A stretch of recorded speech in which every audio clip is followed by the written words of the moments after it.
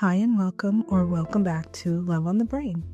I'm your host, Kay Van Dunk, and I help independent women who are single, divorced, or widowed find their soulmates while staying true to their high standards. In each episode, we dive into a frustrating question you may have about love. I'll share some insights, and then we can reframe it with an affirmation or ask-formation to help you lift your spirits. If you haven't already, please subscribe and leave a great review on whichever platform you're listening to this podcast on. Your reviews help other amazing singles find this podcast too. Okay, let's jump in. Today's question is around ways to grow your self-esteem before dating again. And I firmly believe that a lot of women's problems do show up because of low self-esteem and self-worth issues, deficits, if you will. Being single doesn't have to equate to feeling less than or feeling incomplete because you're not part of a partnership or you're not in a relationship. Being single offers you a unique opportunity to focus on your personal growth and self-love, because you can use this time to become the best version of yourself in a way that you can't necessarily focus on yourself if you are dating or in a relationship or married. By doing this work now, anyone you are dating from this point forward won't know you as anything but the best version of yourself. And that will allow you to show up in your relationship so differently, because there's crap you're not going to take. There are tolerances that you are not going to have. And there are situations you are just not going to allow yourself to be in, or people you are not going to allow yourself to be with. Once you know who you are, what you are, you improve your self-worth and self-esteem.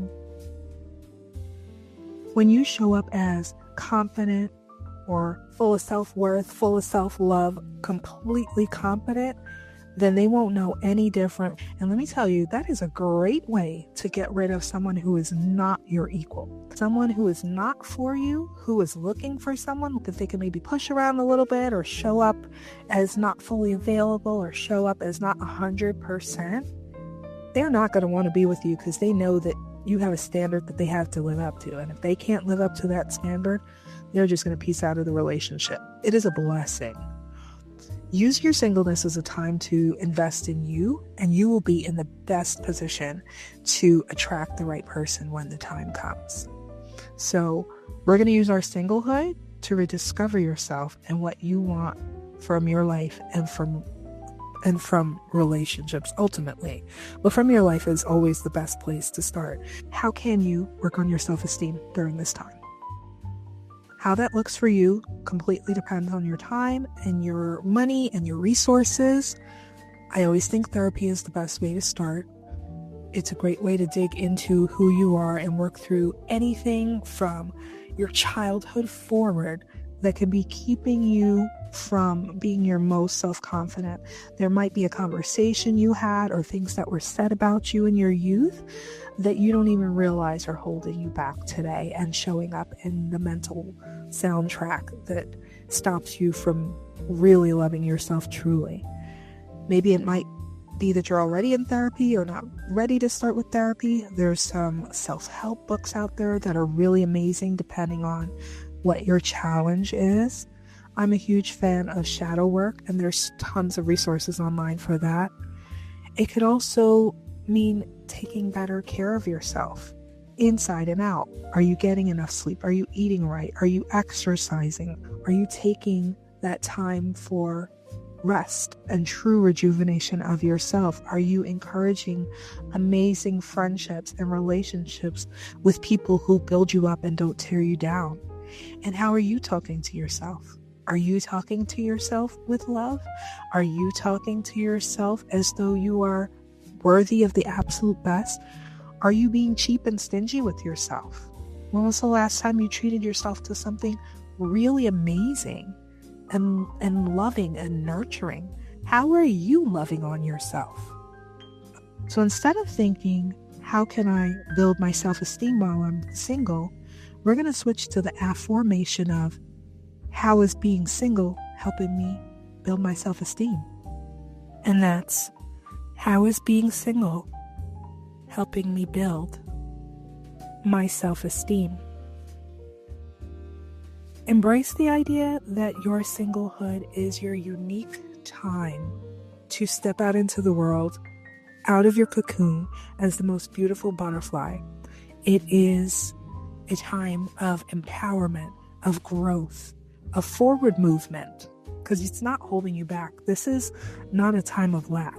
This is a valuable opportunity in your life to invest in your own self, in your own worth, and you are your most important asset on this planet. This is a time to be completely selfish in the best possible way, and most likely in a way that you have never been in your life. Because if you have low self-esteem, are you focusing on your passions? Have you been focusing on your healing? Have you been focusing on your self-love? I don't think so. So really dig into yourself and put back that time and energy into yourself to build and grow. And what this looks like for you can be as simple as starting every day with the affirmation that we set up earlier. Just talking to yourself a little bit more positively throughout the day is a great way to treat yourself even just a little bit better. Your internal dialogue is constantly going. And one of the kindest things we can do for ourselves is love on ourselves. This is an important task for you to work on because it will pay off greater dividends than oil company shares.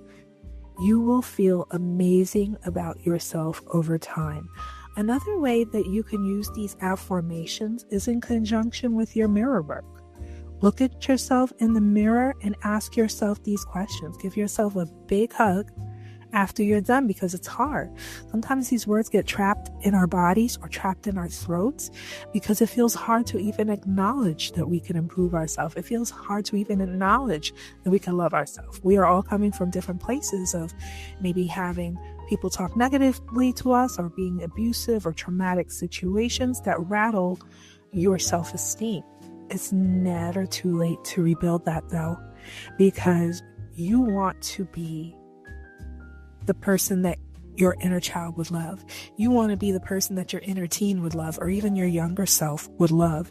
And thank you for doing the work at any point in your life to be the strongest, best version of yourself. And the side effect and the side bonus is, yes, you will attract someone to you who will think that you are amazing. So that's not our focus. It's just a wonderful benefit and a beautiful bonus. But ultimately, my darling, I want you to focus on you during this time as you are getting ready to step into your soulmate era. So use this time, celebrate your independence, celebrate your personal growth. I'm going to give you a little bit of homework. I'm giving you 7 days to get started on something. Anything from the list that I gave you earlier to get started on working on your self-esteem. And of course, that's saying affirmations, but I'm not giving you that one because that's way too easy. We do it anyway on this podcast. So what is it going to be? Therapy, self-help books, shadow work, taking better care of yourself, stopping negative self-talk. Make that list, get on it in 7 days, something actionable and measurable that you could actually do and work through, not something pie in the sky, okay? It's too easy to just say you're going to do something and not. You are worthy of the love that you desire. And being single is just one phase of your powerful journey, because the love you desire is also the love of yourself, okay? I know that self-love and self-esteem are magnetic qualities that you can cultivate. I like to close out the podcast by asking what it is you're grateful for, because gratitude is the highest vibration of all. So just take a moment and think of one thing you're grateful for.